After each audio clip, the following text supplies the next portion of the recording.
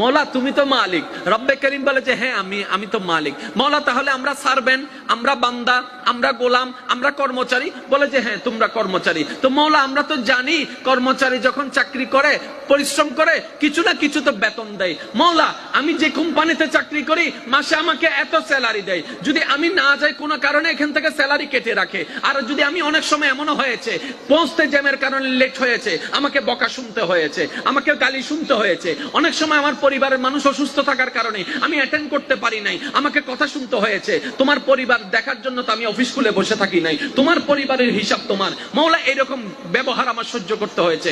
ও মৌলা তুমি তো কখনো এমন তো নামাজ পড়ি নাই, কিন্তু বকা তো দাও নাই, গালি তো দাও নাই, গালি তো দাও নাই, বকা তো দাও নাই। ও মৌলা কত অন্যায় কাজ করেছি তোমার জমিনে থেকে, জমিনকে তো কখনো হুকুম দাও নাই যে আমাকে পাকড়াও করে ধরে রাখার জন্য। ও মৌলা এতদিন বুঝতে পারি নাই, এখন বুঝতে পারছি তোমার মায়ার কথা, তোমার ভালোবাসার কথা, তোমার মমতার কথা, তোমার রহমতের কথা, তোমার মাগফিরাতের কথা, তোমার দয়ার কথা। মৌলা এখন একটু উপলব্ধি হচ্ছে। তারপর একটু এই বান্দার অবুঝ মনটা জানতে চাচ্ছে, ও মৌলা পরিশ্রম যদি করি বেতন তো থাকে, মৌলা পরিশ্রম যদি তোমার জন্য করি বেতনটা কিরকম হবে? এবার নবী রাহমাতুল্লিল আলামিন মিশকাতুল মাসাবি কিতাবের 38 নম্বর পৃষ্ঠার মধ্যে বলে, আম্মা আল্লাহর কোন বান্দা যদি অন্তর থেকে ভালোবাসা নিয়ে একবার, শুধু একবার, 1 সেকেন্ডের কম সময় পরিশ্রম করে, একবার শুধু সুবহানাল্লাহ